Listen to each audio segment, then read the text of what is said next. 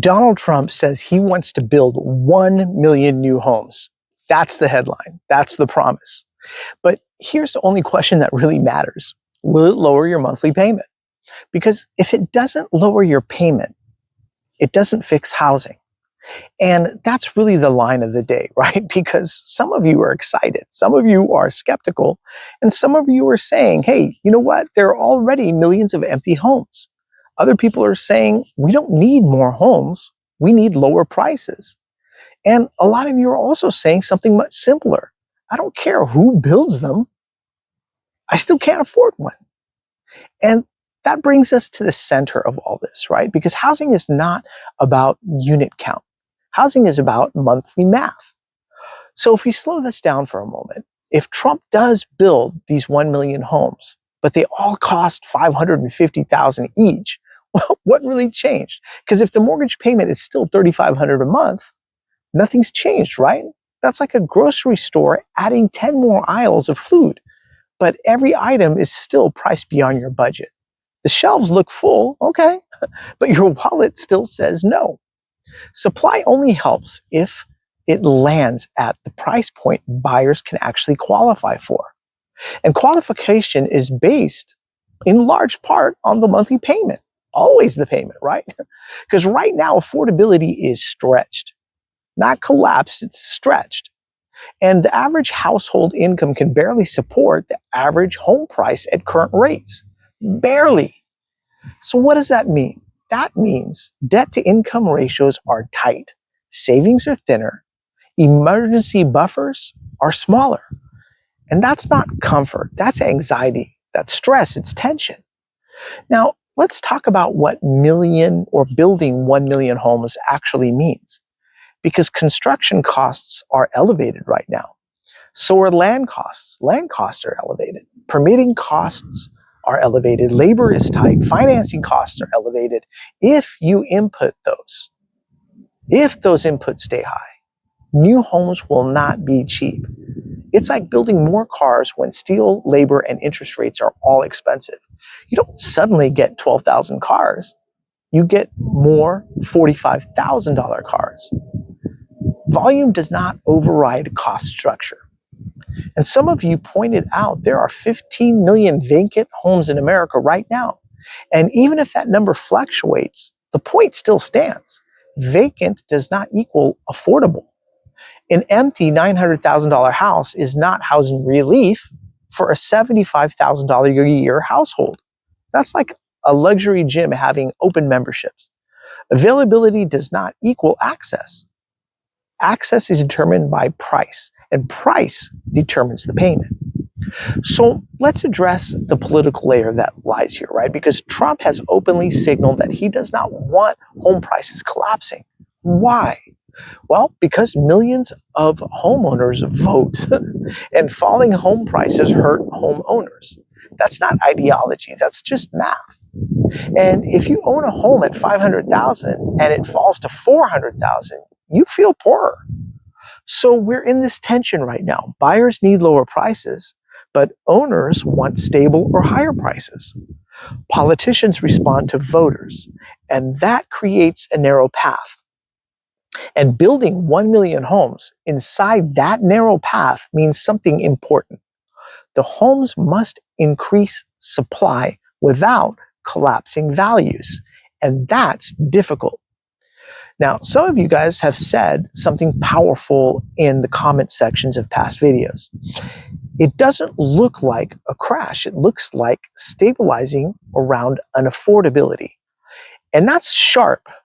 That's a sharp perception on your guys' part, because that's exactly what freeze looks like. Not dramatic collapse, not rapid growth, just high prices that refuse to come down. And that's harder psychologically than an actual crash, because at least a crash resets the numbers. But a freeze, it locks them in. Now, let's talk about payment directly, because a $500,000 home at 7% interest, even if rates fall to 6%, that might lower payment a few $100s a month. But if prices stay elevated, the total monthly number is still heavy. Because It's like lowering the APR on a credit card, but keeping the $38,000 balance untouched. Technically, it's helpful. Practically, though, it's still very expensive. Balance plus rate equals burden. In housing, price plus rate equals payment, and payment is what people feel. Now, layer in property taxes. I mean, you build more homes, local tax bases expand. Assessed values, they rise. Counties collect more revenue, taxes rarely go down. And if your home value rises, your tax bill often rises with it. And that's the quiet compounding. It's like a subscription service that increases $4 a year. You barely notice the first increase, but 5 years later, the bill doubled. You didn't upgrade, but the renewal price just keeps climbing. And ownership works pretty much the same way. Mortgage, taxes, insurance, maintenance. It's not just one bill. It's a stack of bills that just keep piling. And some of you also said things like wages are the real problem. And you're not wrong about that. Because if income growth lags home price growth, affordability worsens.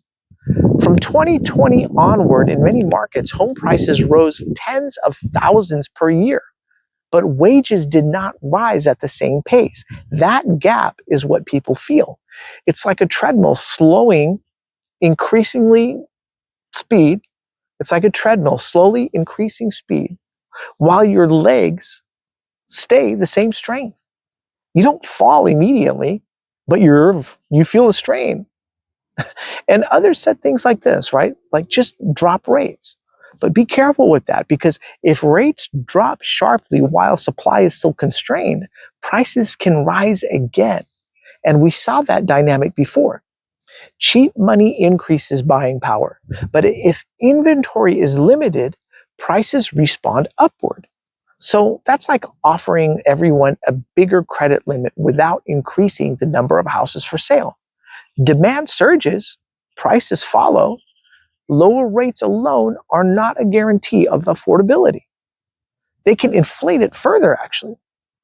Now, let's consider the risk side, because if 1 million homes are built, but demand remains soft, homes are going to sit a lot longer. Builders will slow production, incentives will increase, but prices may not crash. They just stick. And we're already seeing markets where homes sit longer, but prices cuts are modest. That's not collapse, that's a type of friction. Because when you cannot afford to buy and sellers refuse to meaningfully lower prices, the market, it just freezes. And freeze traps mobility. You also mentioned construction labor.